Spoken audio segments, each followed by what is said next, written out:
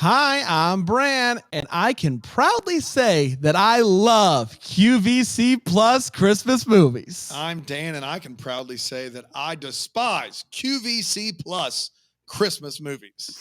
I'm Alonzo, and I added QVC Plus to my Roku, watched the movie, then deleted QVC Plus from my Roku, and this is the Hallmark Pass. Deck the Hallmark is his podcast. Brandon and friends host this podcast. We hope you like this jolly podcast. Hello, everybody. Boy. Happy Monday to you. It's great to be back with my friend Dan and my friend Alonzo. Hello to each of you. Alonzo, why we were supposed to bury that QVC Plus ad late in the show. You just went ahead and advertised just how easy it was to add and delete the QVC Plus. It took seconds either way. I do want to say this is Monday, and Alonzo, you had an excellent idea about calling this current project. Last year we had 25 weeks of Christmas movies. This year's project is maybe even, where we dive to as many possible channels and things as possible, get to as many of the Christmas movies that came out last year, over 200 of them, many of which could have been found here on Philo, which I will say, Philo TV, when you add that app to your Roku, that is not one you will be deleting anytime soon. Locked in because of how many goodies there are on there. One button ad skip. Woo! I was talking to our boy Justin Kirkland. Are you okay? I'm just thinking about it. Woo! Yeah, Justin Kirkland, who's my co-host on John Dutton Must Die Yellowstone podcast, which we watch on Philo, but also Justin's a big fan of RuPaul's Drag Race. Yes, and he live tweets it, and it's the best live tweet ever. And he watches that on the old Philo. On the old Philo. That's right. Philo. So yes, there's the wonderful Roku app, I will say. But QVC Plus not so much. But maybe even QVC Plus is what we're trying to say. Did you get any commemorative sets of dishes while you were signed in there, or you? I did manage to avoid it, but I kept waiting for a toll-free number to appear during this film, and I was shocked that it did not. I was shocked that QVC Plus, the plus literally just stands for more free things. Yes. They're not trying to sell you a subscriction service or anything. It's just, here's an app with more things on it just that you didn't know that you needed, which was... They get the money on the back end, It's a fascinating approach, and I can't say the lost leader, the kids call it. But I was shocked to find out that Holly and the hot chocolate was not as front page worthy. I feel like in January it should still be, right? I had to search for it. Unbelievable. I couldn't believe it. Alonzo, have you spent much time in your life watching QVC? Have you ever ordered anything from QVC? I've never ordered anything. I started because I'd heard you and Scott and other people talking about like when they start doing their Christmas stuff, and even in July they're doing their Christmas stuff. And I put some in the DVR thinking, I could check this out and see what it's like. And not for me. Not really the kind of stuff that I'm generally looking for the season, but hey, if this is your jam, go for it. There's a great show. I don't think it's DVR worthy. I think it's, hey, I want some tinsel in my eye. Let me throw on QVC because they're selling some. I don't think it's like, hey, I'm going to seek it out and watch it on the DVR. But I don't know. Fair. Yeah. There was a series on Showtime this past year set at a QVC-like network called I Love That For You, which starring Vanessa Bayer, right? And Matt Rogers and Jennifer Lewis. And I very highly recommend that show. It's very funny. Ooh. And but it's that's as close as I get generally to the home shopping. I love that for you. You cannot find that on QVC Plus. I want to be very clear. One other question, and someone asked this. Our producer Aaron asked this. Aaron, what's going to be longer, the movie or this episode? It's an absolute toss-up. At 65 minutes, it's a 65-minute movie. This could be a take it to the tape, really. For sure. Don't tease me with a good time. Let's talk about it. Holly and the hot chocolate originally good time. Don't tease me with a good time. Don't tease me with a good time. All right. Okay. That's what I'm trying to say. All right. I said, I say, what did Alonzo do? Did Alonzo roll his eyes at me? He did look. I'm watching the spectacle of you guys correcting each other's grammar. Leaving it at that. Yeah. I got no dog in this hunt. There's nothing grammatically incorrect about me saying don't tease me with a good time. No, but it's okay. We don't have to just because how you say it. We do this all the time. We do this all the time. Dan does this all the time. If you're teasing someone with something, then they get that thing, right? Don't tease me with this. If you're threatening someone with a good time, it's like if you keep doing this, I don't think that's necessarily correct. Keep doing this, you're gonna get a good time. But tease doesn't necessarily mean that, though. Like, okay, here's the thing. Tease is straightforward because if you're teasing somebody with something, it's generally with something that they want. Don't threaten me with a good time is the expression, because it sounds like the first person is saying something that seems like it would be a bad thing, and the second person is actually saying, no, that's something I would enjoy. That's right. And you guys are going to the hoity-toity awards on what day? What's that day? The HTAs. Yeah, we do like the HTAs along. I would go. Alonzo and I would have a blast at the hoity-toity awards. I'm being fitted for a caftan as we speak. Yes. I will say, going to get it on QVC Plus. My tux has tails and a cummerbund. Thank you very much. While we are really talking about the hoity-toity awards, what is very similar in every way is the Deckies, which is coming up on January 26th. Thursday week, as we'd say back in my hometown. Yeah. Thursday week. Hey, don't tease me with a good time, buddy. January 26th. That's right. It's going to be live on YouTube, 9 p.m. Eastern, and then you'll be able to watch it on demand after that on Philo. So all the more reason to download that. We just found out mixologist Aaron Shea, also our producer, going to be doing some themed drinks for us for the Deckies this year. Which is this a tryout for Bramblefest? I think so. Wow. I think it is, but it's also an audition. In past years, it's been champagne, and then Trace takes over with the mimosas, and that's all we do. And so forget about this is going to be a step up. We're moving towards the HTAs. I will say we have had a pretty long-standing tradition of not drinking on air, aside from the Deckies, aside from the bubbly. Yes, but if we're doing more than bubbly, then let's go. Like the Golden Globes, the Deckies are an award show that really need more alcohol. That's right. Yeah. Hoity-toity. That award show does not need more alcohol. You have to drink pinky out. You have to, but the people go, or they kick you out. You would think that they would not drink hard at the hoity-toities, but everyone goes berserk. It's wild. Yeah. It's all absinthe. Those cummerbund. What's the thing? Yeah, I said it. Those all just by the end of the night. Forget about cummerbuns and bumper shoots. Good. That is right. I don't know what we're gonna do with that. I saw him live. First of all, but I don't know what we're gonna do with that. But I need it. Holly and the Hot Chocolate QVC Plus, November 24th. Is when it originally dropped on that app on the Plus, and it went a little something like this. We are in Pine Falls, and we meet a woman. I don't know yet how old she is, but she's trying to decorate the house for Christmas. And she's trying to convince her dad to get a real tree, but he's not having it. He even wins rock, paper, scissors, best of one. But then he gives in. But not until 15th. And Dan has never been more excited, never resonated more with a guy ever.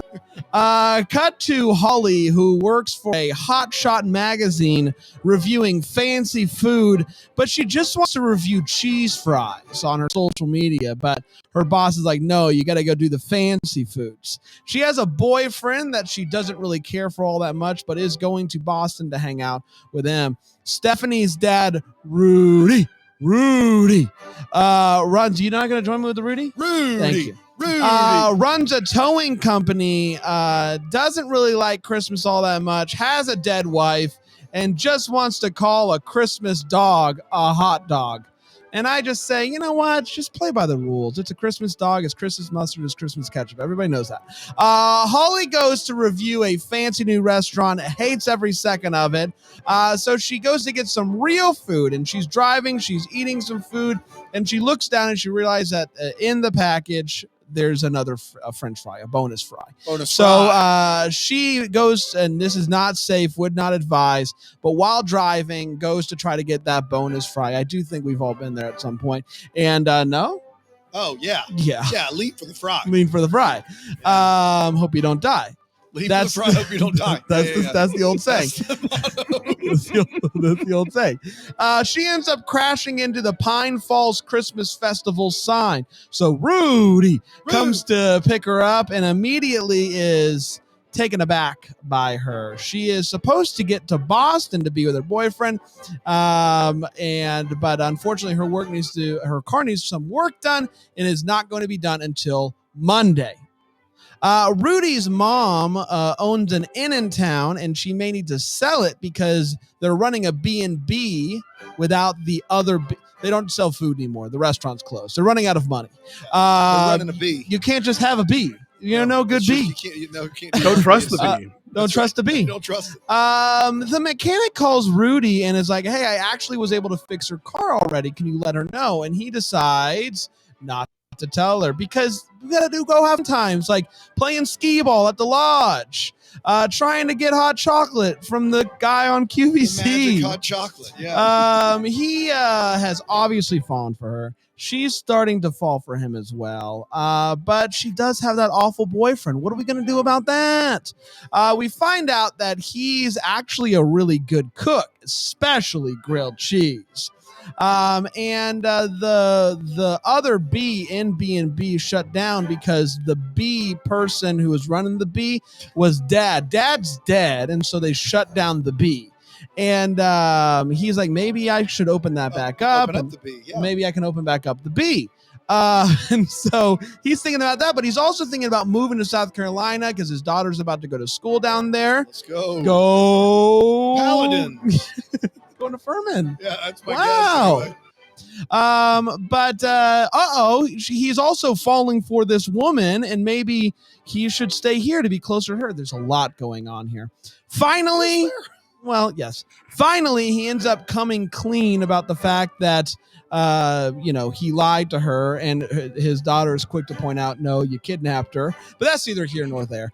She ends up leaving. They decide to go their separate ways. She ends up leaving, goes to see the boyfriend, and it turns out the boyfriend is cheating.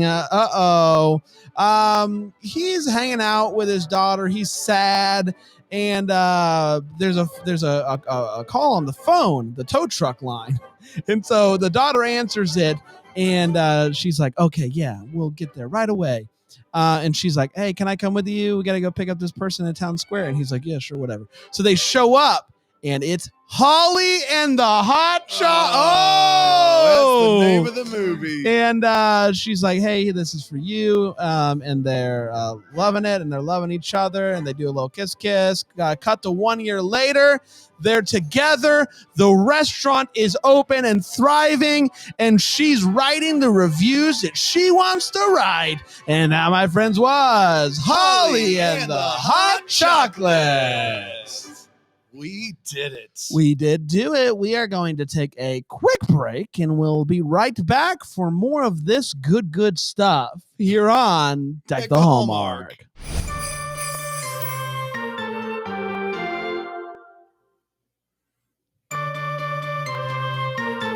Welcome back to Maybe Even, the Monday Spectacular here on Deck the Hallmark. Today is Maybe Even QVC Plus. Holly and the Hot Chocolate, an hour and 5-minute juggernaut from the people who bring you things like, do you want this knife? Let's start with the hot take, and let's start with you, Alonzo. Alonzo, what did you think of what I believe is the first ever movie from? It's funny, Brandon. It's funny. I mean, you're usually funny, but that was well. Thank you. For the people that brought you. Do you want this knife? Is really funny. Thank you very much. Sorry. I believe the first movie from QVC, Alonzo. What'd you think about it? I believe it is.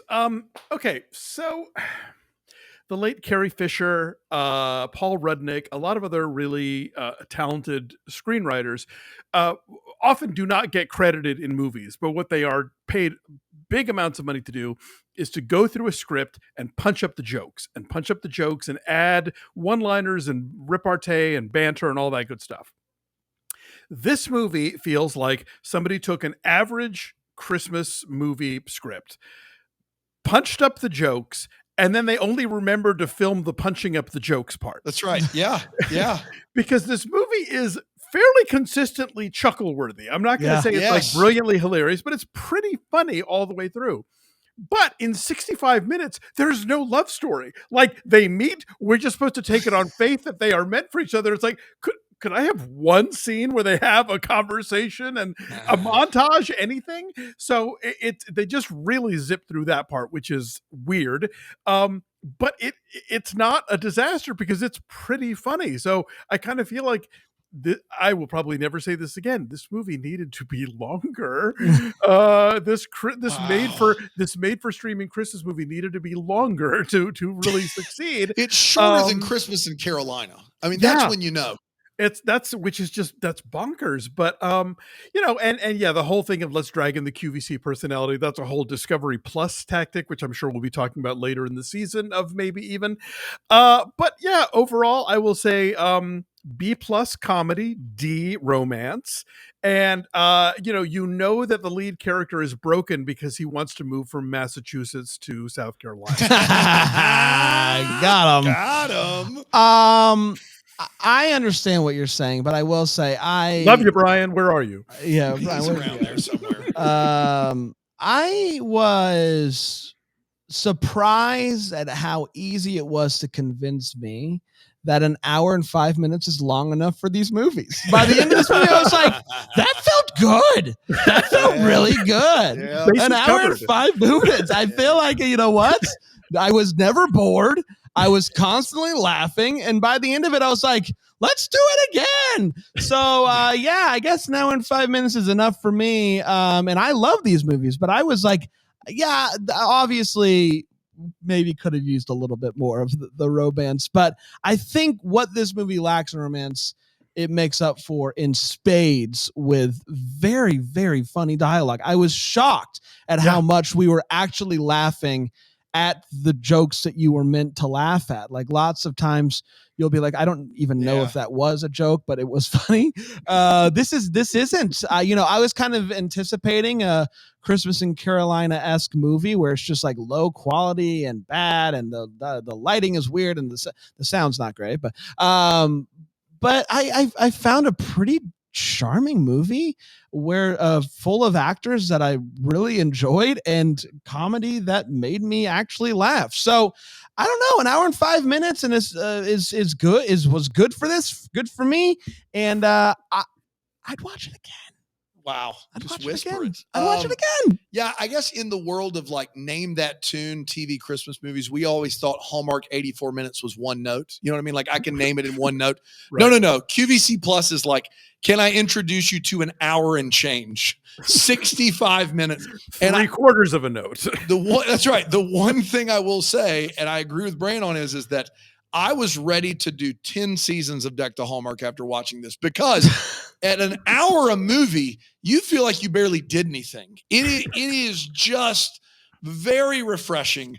I choose to believe that this is a spoof, not an actual attempt at a movie. Because you have these scenes where he's like, yeah, fires are awesome because they're warm and hot and stuff. Like, you have scenes in this movie that are so overtly like something they would do in The Naked Gun. Like the mayor that carries around the scissors, or like the old woman at the B&B who's like, so I don't have any money. And they're like, actually not having any money would be great. Like, there's so many things that feel like a Leslie Nielsen movie that it's a spoof. Well, go ahead. No, did you see Clusterfunk Christmas last year or 2 years ago? Yeah, I didn't see it. That was trying to be the Naked Gun of Hallmark movies. And had it been like 35 minutes long, it would have been genius. But at a full 85, it was like, kind of well, that's the problem that A Christmas Movie Christmas ran into a few years ago on Up, where it was so first half that one was like so heavy handed like early on, and then it like leveled out and it tried to like be like one of those things, like what the movie that is making fun of, it's trying to be that. Where this, I early like halfway through, I'm like, I don't think it's a spoof. I think it's just really funny. But then there were definitely things that were wink winks at this movie. But I thought it was a really good. It was a really good mix of the moment when they're asking what's so special about the hot chocolate, and then you hear the guy saying why it's love and blah, blah, blah, but he's so far away, but you hear him like he's right next to you. That is like, from that moment, I was like, I don't care what anybody says. Funny. This is check the box of spoof. And then it cuts back to her and she's like, but if I'm watching a spoof of Hallmark movies at 65 minutes with the character of Steve that is hilarious, I laughed. It wasn't long. I'm on board. If it's supposed to be a movie that I'm actually supposed to judge alongside A Ghost of Christmas Always, A Three Wise Men and a Baby, it is an unmitigated disaster. So I don't know where you want me on this movie. I had fun. I laughed a half dozen times at least. Yeah. So from that perspective, yes, absolutely. And if you look, John McKeever, who directed and wrote it, he almost exclusively writes comedy specials and sketch comedy shows. So I feel as though this was intended to be a funny wink, wink kind of deal. Yeah. And on that measurement, it does succeed. Yeah. And I will say the guy he also played the chef with the smashed asparagus guy. That's my favorite scene in the movie. He was really funny. Yeah. With the question mark of of chives. Is my favorite. It's in my feels. It's my favorite. Very funny. It's very really funny. But I will say, like, the guy who played Rudy, he's done like a bunch of stuff, and oftentimes is in like comedy stuff. But the woman who played Holly, I think this is only like her fourth credit and first like movie. I don't know if we can call this a movie. It's an hour and 5 minutes, but first movie, and I thought she did really good. Like she felt like she like fit right in there. So you want to wait for the feels? You want to say exactly what you said about Steve while we were watching it? I'll wait for the. Okay, all right. I'll wait for the feels. We're here. Alonzo, it's time for all the feels. Let's talk about them. What gave you feels in this movie? For the moment that when we're introduced to Holly coming out of a crowded elevator with a full-size tree, I'm like, oh yes, okay, I'm in. I see what we're doing here. I loved her boss of the magazine. I thought was really funny. Mayor Steve is hysterical. The whole thing about, I mean, just the things that are written about it, like the thing about when he ran against somebody who said, "Don't vote for somebody whose head looks like a puppet." And then we later find out that Rudy's mother voted for that guy and not for Steve. So I was caught unaware by the fact that, because usually, again, with these movies, when they try for comedy, it doesn't work. And then when they don't try for comedy, we're supposed to pretend it is a rom-com somehow. And this one I was kind of like, I was just kind of chuckling. I was like, okay, somebody bothered to write jokes. They didn't bother to write the love story part, but they bothered to write jokes, and I admire that. So that was my feel. I said watching this movie at the end of it that Steve, what did I say? Steve is my favorite. Is the best of all time. Is the best of all time. Wow. Steve is the best of all time. That's all I said. I don't even know if I need to give any more context. Steve is the best of all time. And it was a nice, steady falling in love story for me when it comes to Steve, because at the beginning I'm like, Steve's funny. He does the line delivery where they're starting to say the line about the face that looks like a puppet, and then he finishes it and he's like, oh, it's just so good. The line where he is like, hey, I don't want to blame anybody. I don't want to say anything, but you held us up. Deb. So good. When he gets in the truck with him with the scissors, and then he doesn't cut it successfully, and then he goes, I loosened it. Like, I mean, the scissors, the running gag of the scissors, I felt like it was just enough of it, to where it like didn't get old. I love it. Steve's the best of all time. The whole segment of you got to go find her in a 65-minute movie that we then have to go pick up different people. Yes. This might be like stealth genius, this movie. I don't know. It's them adding more people to the truck is fantastic. Like really, really good. And Deb can't get her job. Can't get her jacket on. Oh no, not that one. It's not warm enough. I got my winter coats gosh. upstairs. I didn't want to say anything, but Deb. Oh, Deb. Yeah. If they bring back the Evergreen movies, let Steve take over as mayor from HRP. Give me Steve all day long. Yeah. Question of chives. When he does this bit where he says it's a question of chives, she said a question of chives. You know, a hint, think like less than that. So you question, is there even chives in this? And then she says, is there chives in it? He goes, nope, scallions. So that's fun. I mean, come on. Like, that is perfect. It's fantastic. And then also the fact that the other time it's a spoof is when he's like, your car was ready yesterday. And she's like, why didn't you tell me? He's like, we were having such a good time. And his daughter's like, that's stalking. And he's like, it's kidnap. Yeah. He's like, oh no, it's kidnapping. And he's like, well, a romantic kidnapping. That sounds worse. Yes. Like those two scenes, and those didn't even involve Steve. The question of chives, forget about it. Just fantastic. So perfect. Steve's great. Steve's best of all time. All time. We're going to take a quick break.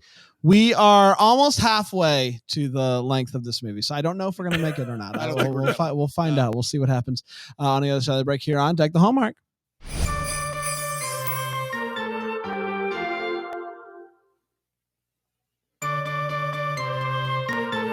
We're back, everybody, to Deck the Hallmark, the podcast you listen to or watch on Philo. Yes, that is. And that audio for sure. matters. It does. If you can believe it or not. So if you're like talking and stuff.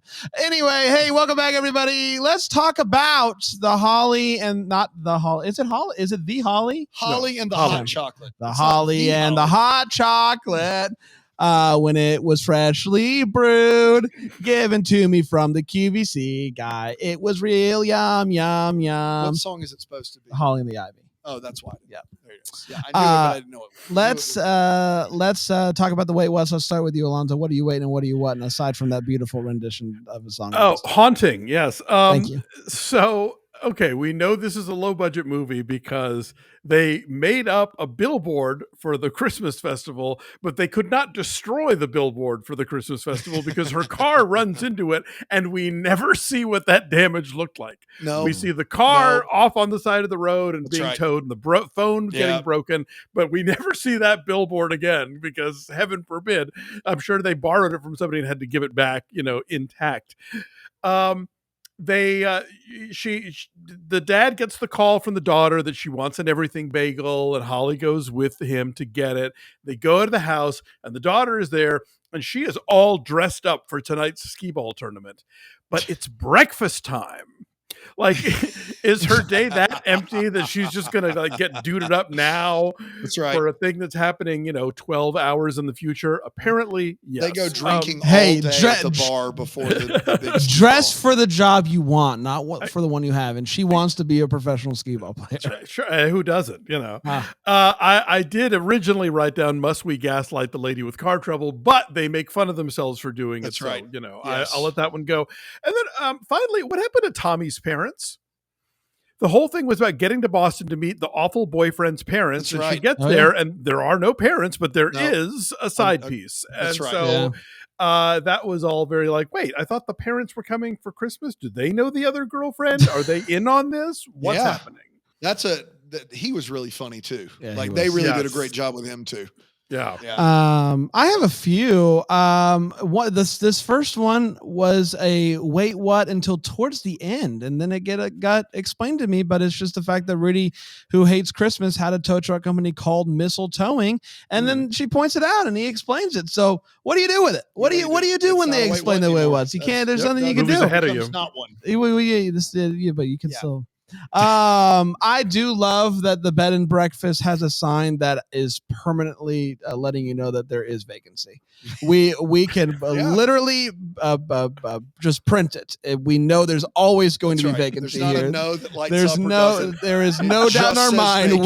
We will literally never be sold out. We are not popular. Is what we assure you we're open. That's we right. have vacancy. Yes. Yeah. And I did get a kick out of the fact that there's always a long line for hot chocolate, and it is Once it's gone, it's gone. We don't have any more, except on the day that she needs 2 hot chocolates, and then there's no line whatsoever at the end of this movie. You could have gone right up and gotten a hot chocolate from the QVC guy in the middle of it. No problem. That was no line day. They all decided no line today.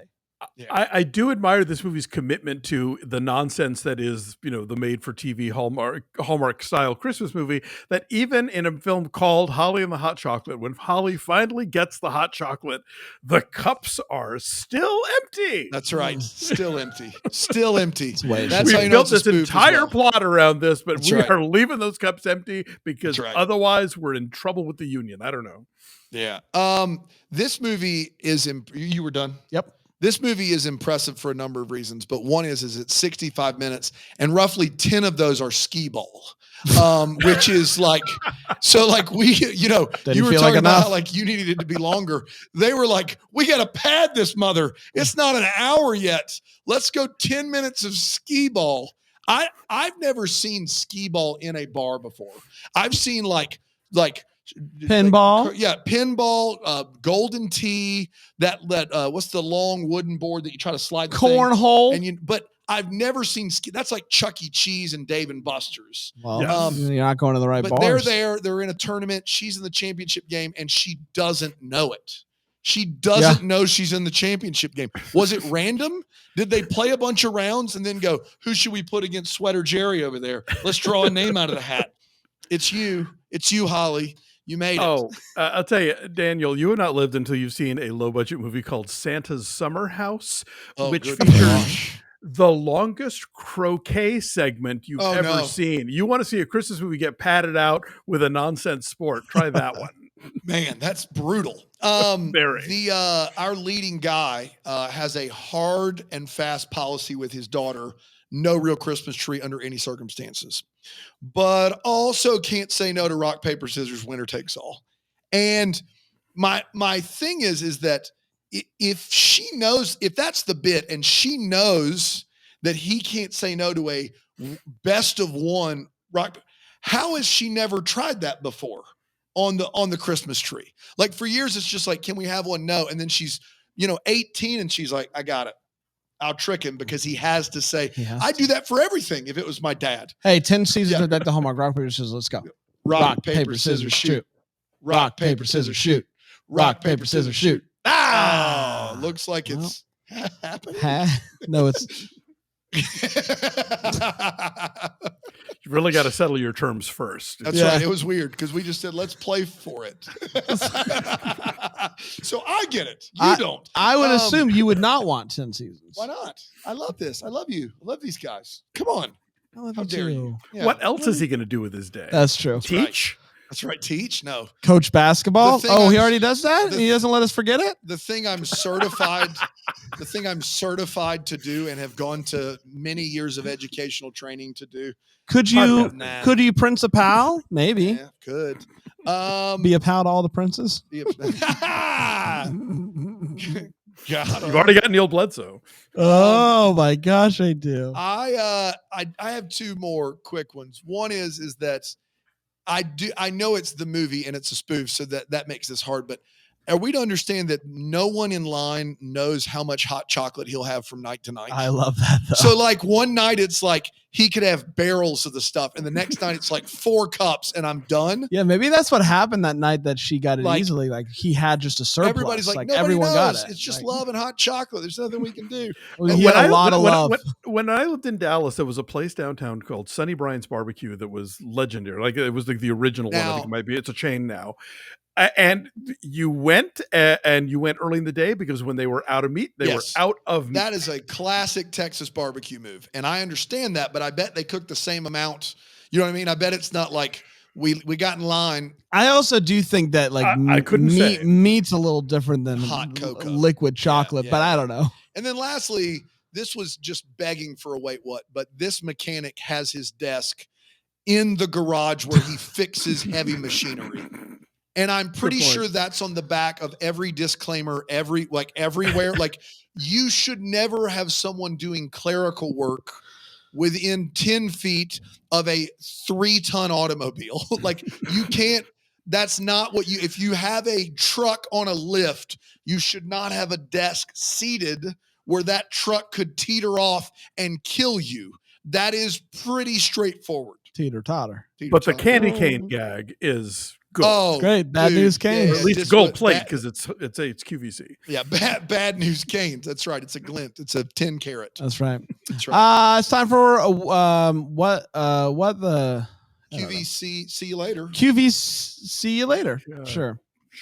Who VC? Ultimately, what we're trying to get at here is, got any questions? Let's find out. Alonzo, what do you still wondering about? Yeah, I wanted to know more about the process of becoming America's Christmas town on the popular television show Mornings in America, because it's mentioned several times and it seems like they got it, and then at the last minute they don't, and I'm like, based on what? Is this a popular vote? Did the show visit the town at some point and did or did not have the hot chocolate? Like it's dangled in front of us and then snatched away, and I just want to know how we got there. I'm foggy on how much snow they get there because, and here's why. First of all, they're just kind of like, there's no snow yet. And then he's like, hey, I'm going to get a snow machine with taxpayer money, blah, blah, blah. And then they say, you're going to move somewhere with no snow. And yet, there's not a lick of snow in this entire movie. No. And then there's a snow machine at the end. Yeah. And so anytime in these movies where there's no snow in the movie, it's usually a huge plot point. But this was like the opposite, where they're constantly talking about the snow they get, and there was no snow. It was very confusing. I like to think that, like Dr. John in Christmas in Carolina, it's coming. Amen. Doc John, waiting on you. He's coming, everyone. I want to know what. You seen that documentary? That's my mentor. Oh, you know this guy up here on the bar TV screen?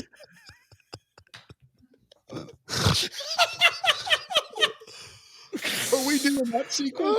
Got good news next week, buddy. Got good news for you. Oh, you seen this guy up here? That's my personal mentor. He's on television. You won't hear from him again. Don't worry. Yeah. I know. I'm sorry. We had this movie. I want to know what she's going to do for a job or what money she was making before, because she reviews food and now she's basically just helping this guy start a bee. And she's like, what is she doing now? Is she still doing that job remotely and just reviewing the same 3 hot dog restaurants in this small town? Like, what's happening? She's still got 200,000 social media followers, I assume. I mean, come on. That plays a role into it. And, and he's they want the cheese fries reviews. They want them. I know I do. Yeah. Oh, I do. Bring me some cheese fry reviews. I was hungry. Yeah. You went to the Reese Cup well pretty early. Pretty early. You know things are not going well when it's 9:30. I'm like, where are the Reese's? The Reese's for the monsters out there. That's right. Hey, we did, everybody. Congratulations, QVC Plus. Yeah, we did. Download it, delete it, whatever you want to do there. An hour and 5 minutes in and out. Y'all, we've talked about it, and it's finally happening. Another Christmas brought to you by the team that created Christmas in Carolina. It's happening next week. I'm giddy with right excitement. here on maybe even Roku, maybe even Christmas in Carolina. I love that Roku has Christmas in Carolina, Another Christmas, and like the Weird Al movie. Yeah. They're like, you can find all these here on the Roku. They cover the waterfront. Look, the second we were done with Christmas in Carolina, I'm like, what else do these guys have? That's right. For Bring us? it. This is it. Another Christmas. Another Christmas. Is it another Christmas in Carolina? We'll find out. Is there a huge? The poster looks the exact same. It same. does look the same. It does. I am led to believe it's going to be more of the same, and I'm not upset about that. Dr. John's going to be. Oh boy, don't you tease me with a good time. We're going to be back next week. Another one. We'll be back tomorrow here on Deck the Hallmark with the big boy movie of the week. Until then, may we be the first to wish you a Merry Christmas. Deck the Hallmark is a Bramble Jam podcast. It's produced by Aaron Shea. For more information on Deck the Hallmark, you can go to deckthehallmark.com. For more information on the Deck the Hallmark family, you can go to bramblejamplus.com. Deck the Hallmark is presented by Philo TV. For a free trial of Philo, go to philo.tv/DTH.